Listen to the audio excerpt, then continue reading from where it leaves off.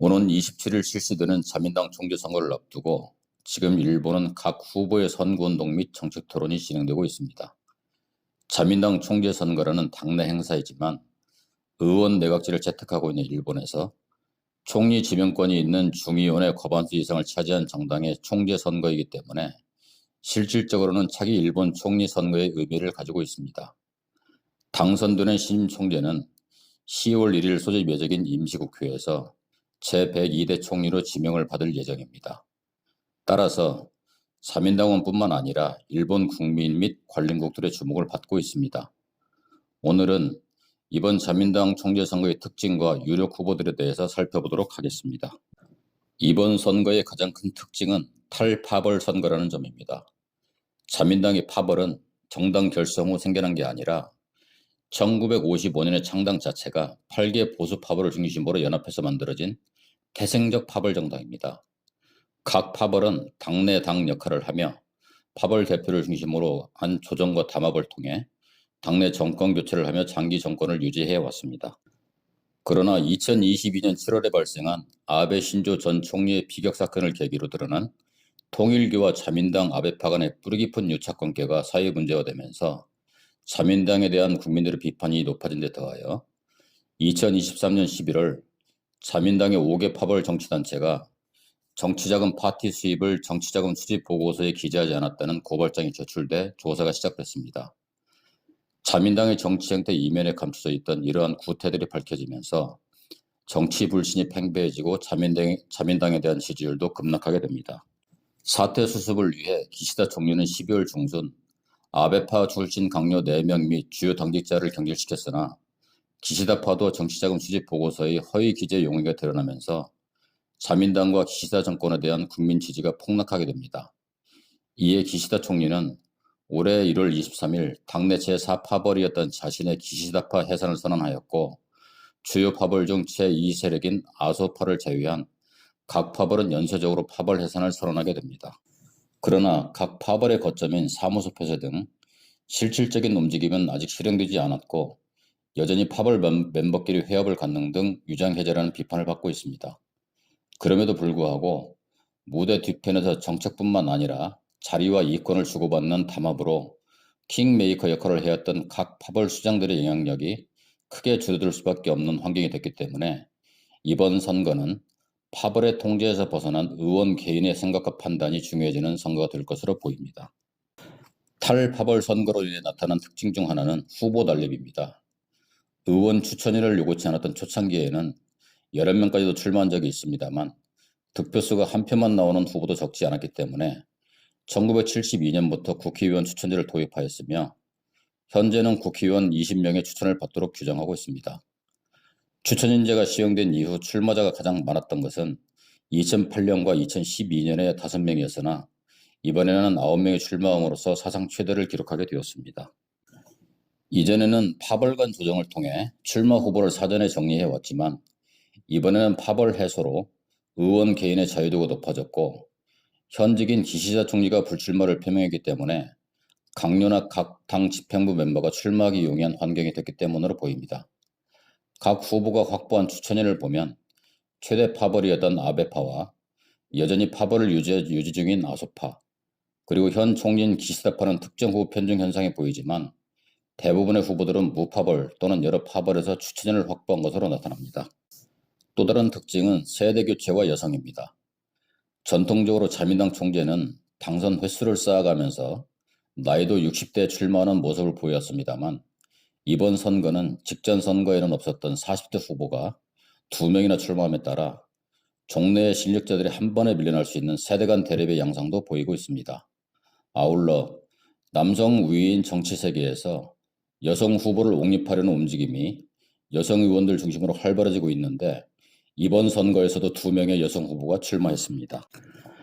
이번 후 자민당 총재 선거는 중의원 및 참의원 의원 368표에 더하여 약 110만 명에 달하는 당원 투표에서 각 후보별로 얻은 표를 국회의원 수에 맞춰 환산 배분한 368표를 더한 총 736표로 결정됩니다. 1차 투표 결과 총 736표 중 과반수 이상을 득표한 자가 있으면 그 후보가 당선되고 만약 과반수 득표자가 없으면 상위 1등과 2등에 의한 결선 투표를 진행합니다.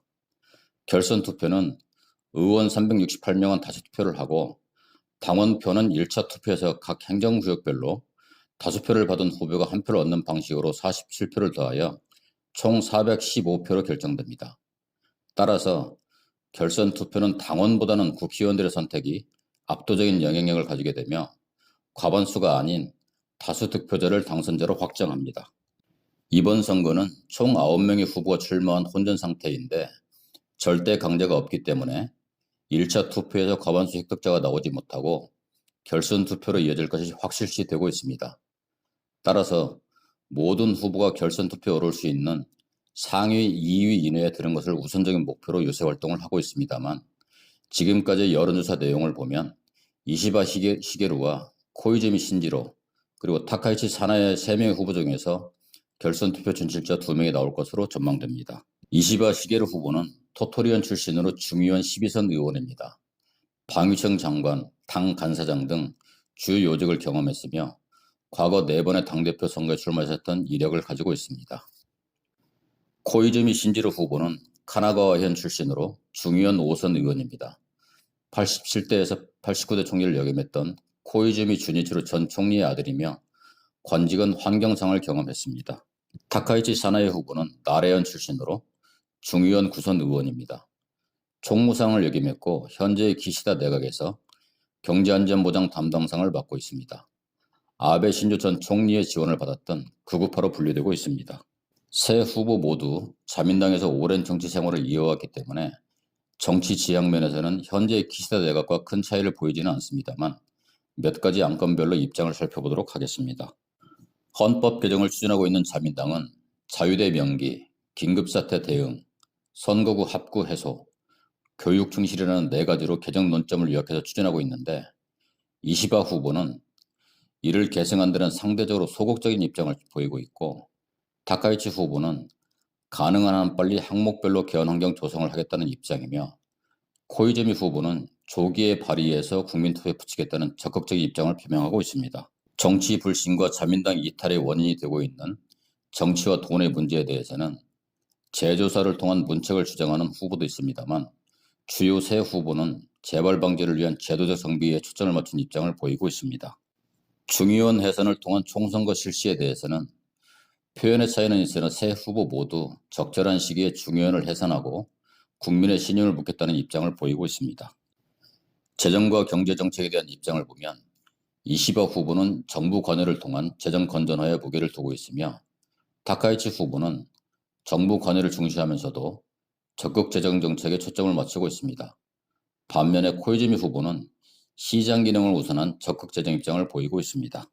외교와 안보 분야에서 이시바 후보는 일본 내 미군 기지 및 핵무기 운용에 대해 미국과 동등한 입장을 가질 수 있도록 협상하겠다는 입장을 표명하고 있으며 타카이치 후보는 핵무기의 보유, 제작, 반입을 금지하는 비핵 삼원칙에 대한 재검토를 주장하는 동시에 총리가 되더라도 야스쿠니 신사 참배를 계속하겠다는 극우적인 입장을 보여주고 있습니다.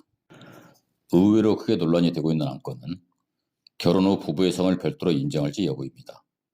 현재의 민법 규정은 결혼한 부부는 남자 쪽이든 여자 쪽이든 하나의 성으로 통일해야 한다고 규정되어 있는데 여자가 남자의 성으로 바꾸는 게 일반적입니다. 부부로서 법적인 보호를 받으려면 결혼신고 시 호적상 성씨를 변경해야 하는데 그 결과로 신분증, 은행통장 등 모든 걸 바꿔야 합니다.